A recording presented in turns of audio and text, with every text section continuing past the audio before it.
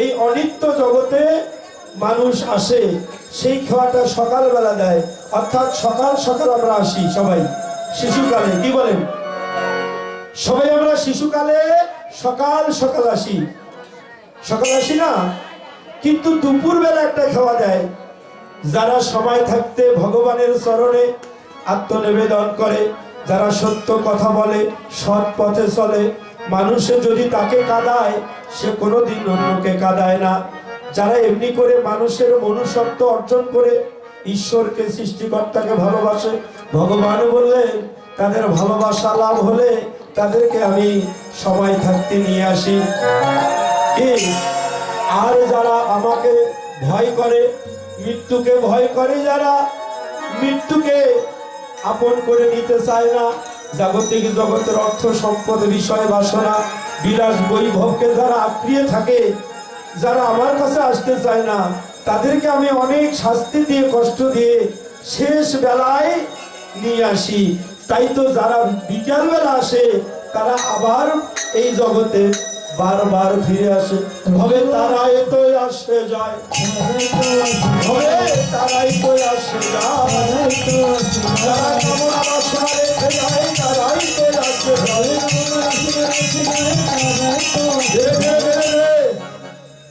মানুষ মারা গেলে আমাদের মধ্যে বলে যে পুণ্য জন্ম হয়। কি বাবা? পুণ্য জন্ম আমাদের সনাতন ধর্মে আছে না?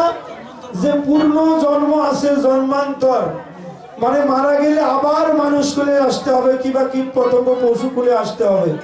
আজকে কথাগুলো শুনে যান। আজকে আমাদের সনাতন ধর্মের মানুষ মারা গেলে কোনোদিন পূর্ণ জন্ম হয় না।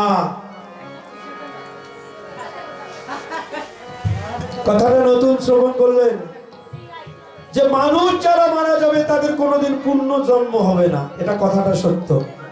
যে কোনো ধর্মেই মানুষ মনে কোনোদিন তার পূর্ণ জন্ম নাই। কিন্তু যদি আমার মতো পামর পাষাণ্ড মহাপাপী কুকর্ম করে মানুষের মনুষ্যত্ব হারাইয়ে যদি অমানুষ হয়ে মারা যাও, তাহলে তোমাকে যে শাস্তি দেবে, আমরা বলি স্বর্গ নরকে নিয়ে যাবে না। ওই নরকটা কোথায়? কে বলে স্বর্গ নরক বহুদূর, মানুষের মাঝে স্বর্গ নরক মানুষেই সুরাসুর। আজকে কেউ গাছতলায়, কেউ রাজপ্রাসাদে, কেউ অগ্নিকুণ্ডে জ্বলিতেছে, কেউ জেলখানায় জ্বলিতেছে। কেন এমন হবে? সব শাস্তি তো মৃত্যুর পরে হবে। কিন্তু না, যারা অমানুষ হয়ে মারা যাবে তারা ওই শাস্তি পাবার জন্য ভবে তাদেরকে আবার আসিতে হবে। এমন শাস্তি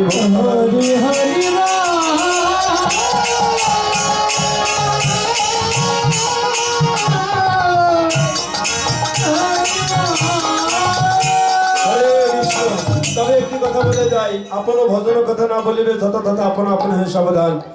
এই এমন খেলা যদি কেউ শ্রী গুরুর চরণ আশ্রয় করে শিক্ষা লাভ করতে পারেন, তারা সেই খেলায় প্রতিটা নারীর দেহে আছে তার স্বামীর জীবন, নারীর কাছে আছে স্বামীর জীবন, পুরুষের জীবন। একটা নারী ইচ্ছা করলে স্বামীর পরমায়ু বৃদ্ধি করতে পারবেন। একটা নারী ইচ্ছা করে স্বামীর পরমায়ু অল্প দিনের মধ্যে ক্ষয় করে এই জগৎ থেকে চির বিদায় করে দিতে পারবে।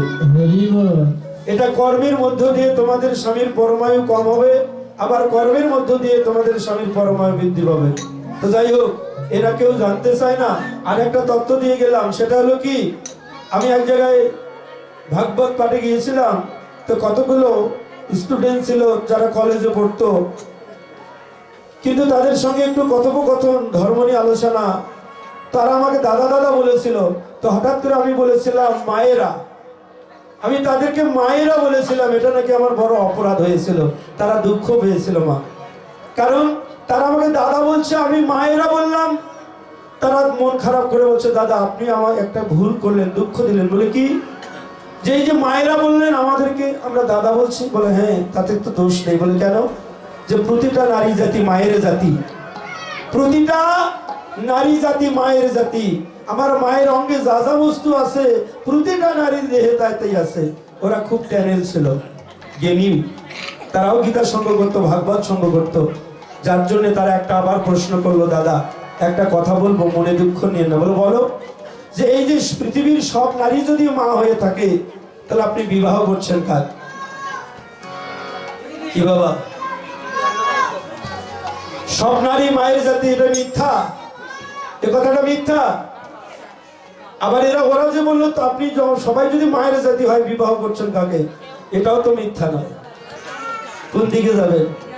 এখানেই তত্ত্বটা লুকিয়ে আছে। আমি বলেছিলাম মারে শোনো, আমি এমন একজনকে বিয়ে করেছি যে আমার মায়ের দেহে এমন একটা বস্তু আছে যেটা আমার স্ত্রীর অঙ্গে নাই, আর আমার স্ত্রীর অঙ্গে এমন একটা বস্তু আছে সেটা আমার মায়ের অঙ্গে নাই। আমি তাকেই বিবাহ করেছি, এবার খুঁজে নিলে নিতে পারো। আপনাদেরকেও বলে গেলাম আপনারা আজ থেকে 1 বছর পর্যন্ত খুঁজতে থাকবেন। যদি 1 বছর পর আবার দেখা হয় সেদিন এটা নিয়ে আলোচনা হবে। সবাই স্মরণ রাখবেন। তাই ধুলাই ধূসরিত অঙ্গ গদ গদ ভাস রাধা মহর পদ হরে করত করত হে পঞ্চরত বদর হে বাসিত ভয় বসন বলে কানা বাবু হে ভো অনন্ত পরিষদ গুরু।